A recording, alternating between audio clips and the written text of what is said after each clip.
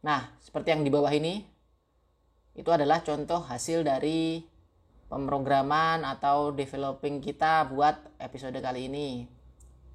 Ya cukup lumayan lah ya dari awal.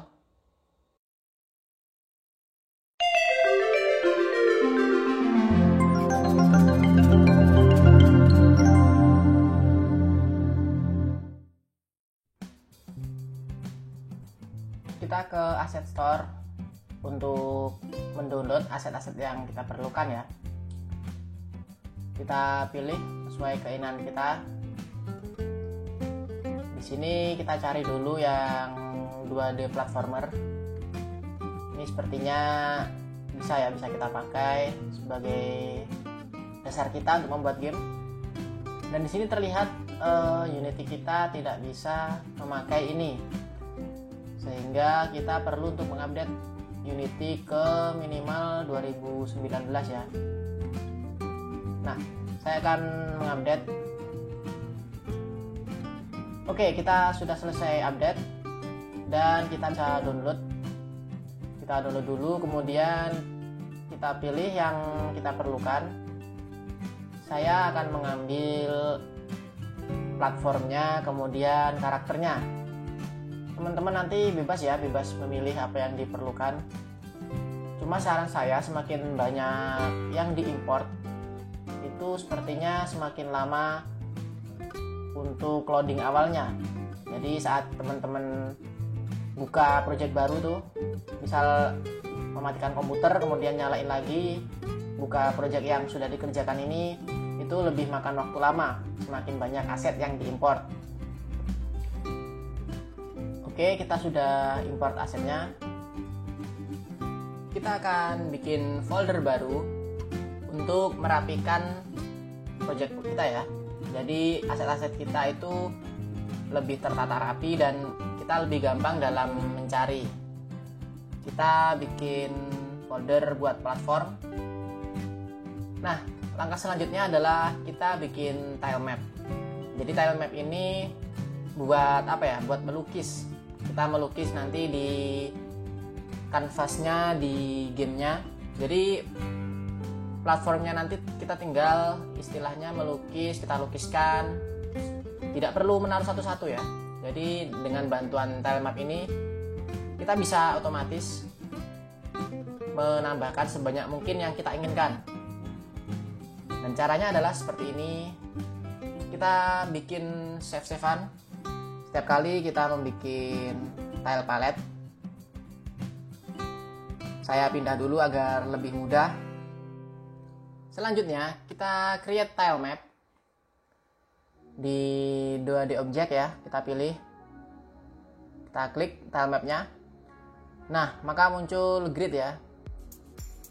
Di dalam grid tile mapnya. Dan ketika kita pilih tile map, maka akan muncul di scene-nya kotak-kotak seperti yang ada di gambar itu ya. Nah, di sini kita sudah bisa melukis. Nah, ini kan gambarnya kecil nih. Jadi nanti kita atur sendiri lah ya ukurannya. Kita atur. Nah, saya sudah selesai melukis ya. Saya skip biar lebih cepat dan nggak lama videonya.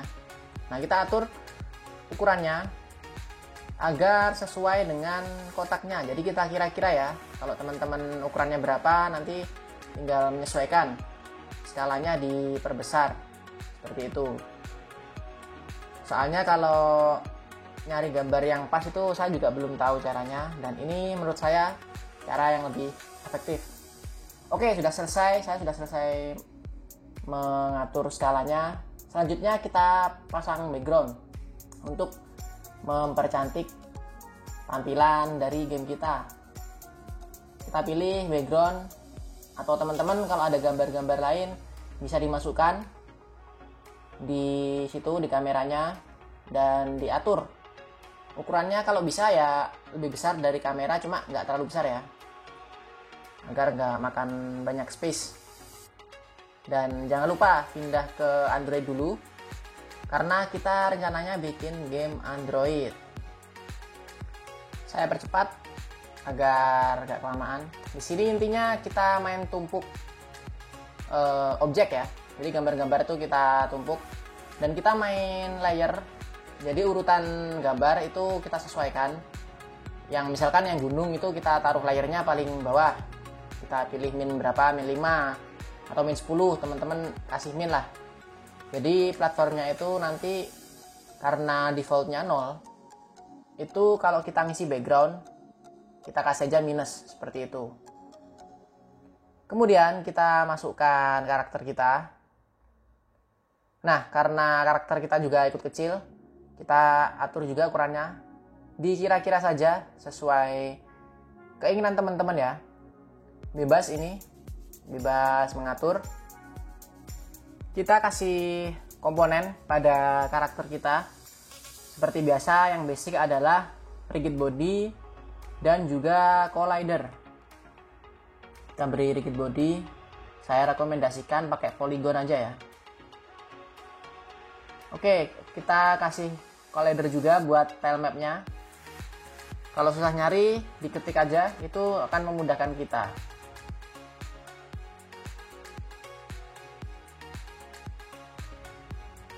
Dan kita coba ya, apakah sudah nempel. Oke, sudah berhasil. Selanjutnya kita ke store lagi untuk download standar asset yang gunanya buat bikin button ya. Kita import. Setelah kita import, kita pilih yang cross platform input saja, jadi nggak terlalu banyak nanti. Nah, ini karena yang kita butuhkan hanya itu saja. Selanjutnya kita bikin button untuk menggerakkan karakter kita. Agak loading sebentar ya. Nah, kemudian kita atur ukurannya sesuai keinginan kita. Kita ganti juga tulisannya. Saya ganti layoutnya agar lebih mudah dalam mengedit ya. Ini yang bisa saya gunakan. Nah, setelah kita selesai bikin satu, kita bikin button satu lagi buat bergerak ke kanan. Kurang lebih sama ya alurnya. Kita taruh di pojok kanan agar memudahkan kita. Kemudian ukurannya ya kita sesuaikan sajalah ya dengan kanan dan kiri agar rapi lah. Teman-teman bisa sesuaikan sendiri ukurannya mau berapa. Nah, selanjutnya kita masukkan script yang namanya Axis Touch Button ini ke button kiri dan kanan yang sudah kita buat tadi. Ini gunanya agar bisa menggerakkan karakter ke kiri dan ke kanan. Untuk ke kiri jangan lupa ya, diberi minus, dan ke kanannya diberi plus. Untuk angkanya itu tergantung kita mau kasih speed berapa, seperti itu. Dan jangan lupa nanti namanya diberi horizontal. Kita buat folder baru buat isi script kita. Jadi biar script kita rapi ya, nggak keteteran. Kemudian kita bikin script di sini buat hero kita. Terserah teman-teman kasih nama apa atau ikutin saya juga bisa. Kita tambahkan satu button lagi ya buat fungsi lompat. Jadi karakter kita juga bisa melompat. Penempatannya terserah teman-teman di interface di bagian mana.